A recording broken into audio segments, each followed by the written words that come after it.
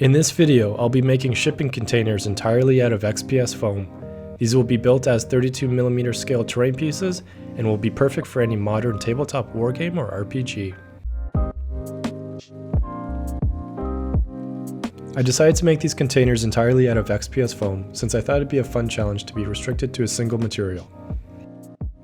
As a result, these also end up being very cost effective. That being said, if you're following along, feel free to substitute foam for any material, especially these thinner sheets where a tabletop hot wire cutter is required. The tricky thing with using only XPS foam was finding a replacement for corrugated cardboard. After doing some research, I stumbled upon this tool. Its intended purpose is to squeeze tubes such as paint or toothpaste. There are pros and cons to using this tool over already corrugated material, but overall I was happy with the result and found it did a great job at creating a permanent texture in the foam.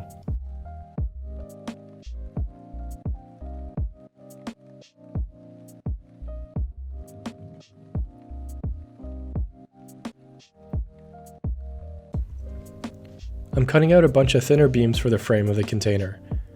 The larger side panels will be attached to these rather than the other panels, given the build is seamless construction. Building these containers is fairly straightforward. Initially, it was a bit of a process getting the right dimensions and figuring out how everything will be attached, but after sorting all that out, these containers were quite easy to replicate.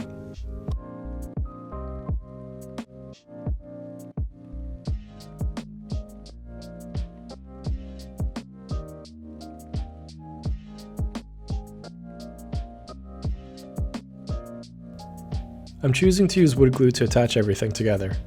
The extra drying time allows me to flatten these pieces with paint pots to ensure they dry straight.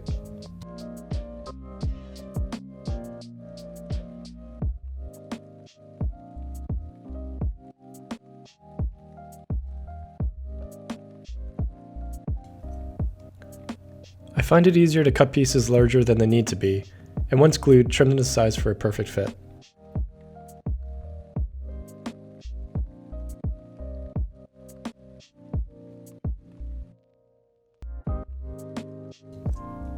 The door is the most detailed part of this build.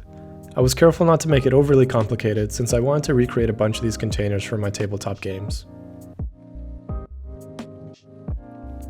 I simplified the design into its most basic shape so it's still recognizable as a shipping container door, and could also be constructed entirely out of XPS foam.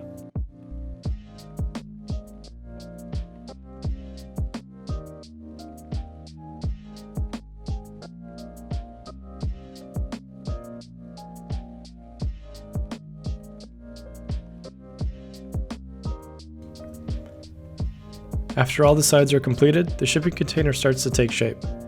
You'll notice that I left out the floor. It won't be noticeable, and it also allows me to save a bunch of time while putting these together. Plus, I can now hide stuff underneath if needed.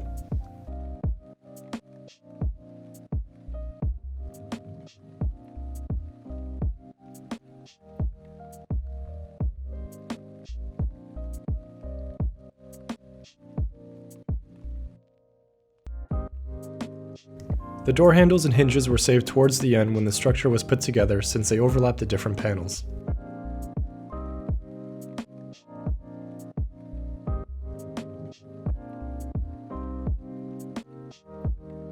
Since these are made out of foam, it's easy to add the shipping container holes in all the corners using a sculpting tool.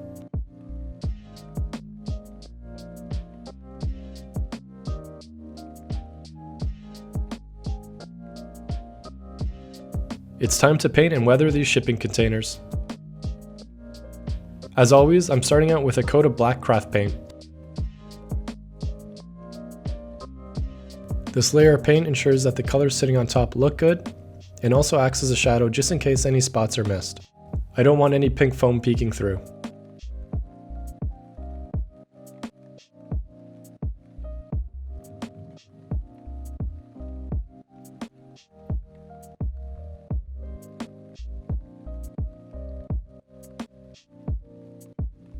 Here's the lineup of colors that I'll be using. I actually ended up only using the darker hues shown here.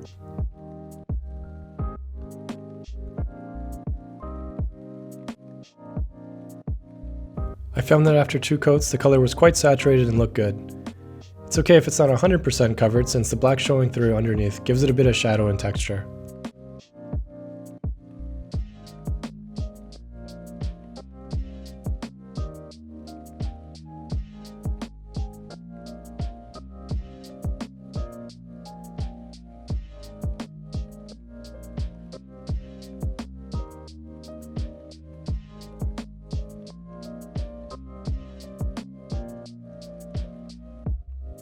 After the paint has dried, it's time to weather these containers. I'm using a soft pastel and shaving it down to make some pigment. I find that this provides a bunch of control when applying it to the build.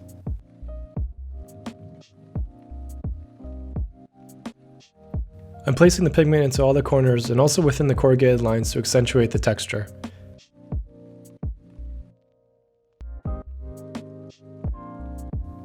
I'm also being selective with where I place this color, making sure that the overall composition looks good.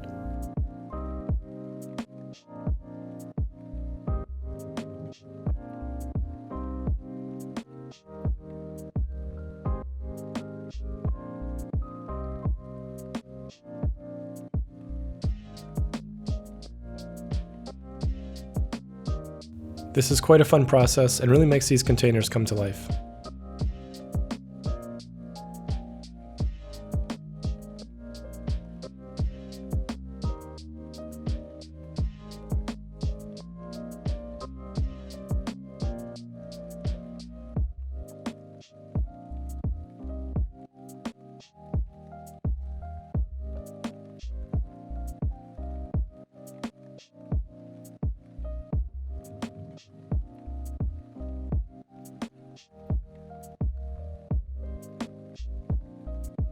I created a bunch of numbered stencils with a paper cutter in a previous video, and decided to use them for this build as well.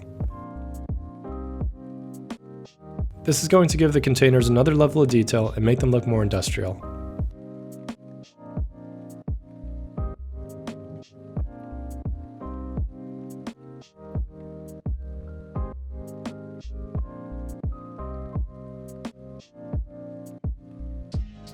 I'm choosing to airbrush the color on and apply it in a varying opacity to give it a convincing sprayed on look.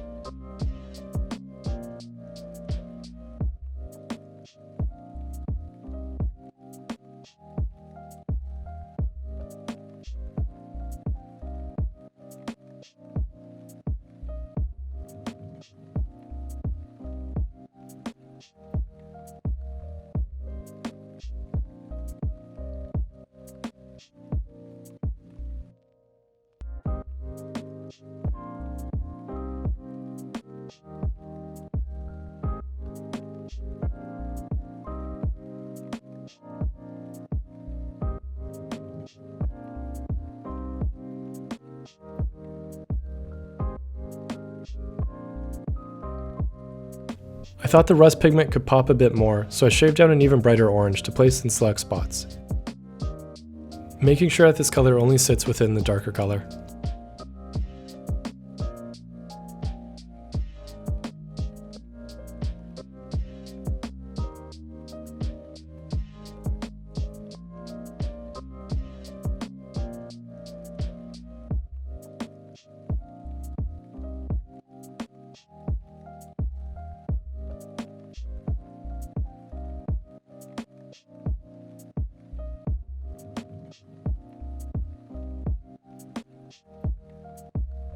I'm also going back with the darker pigment on top of the numbers to make them look more integrated.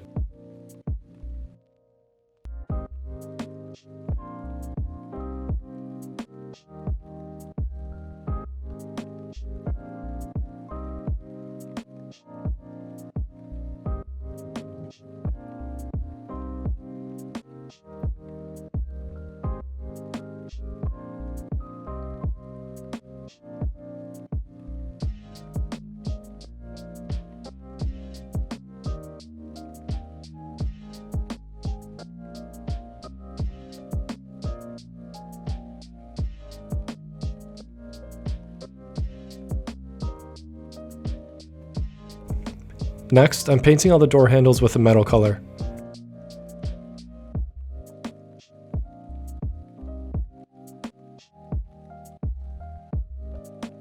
I'm also using this color to edge highlight a few select locations to add some extra weathering.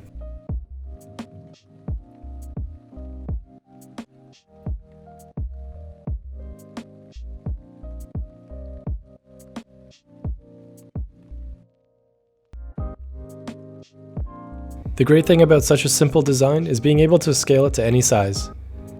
I was recently gifted the Gaslands rulebook, which led to this video idea.